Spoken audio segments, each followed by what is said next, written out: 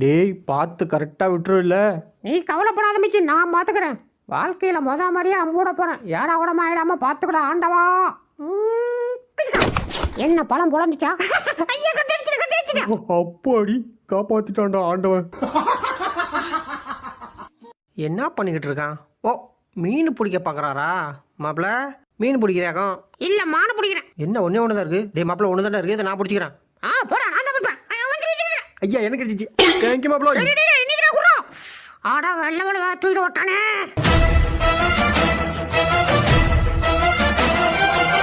Wow, மம்படி நல்லா சாஃப்டாக இருக்குடா.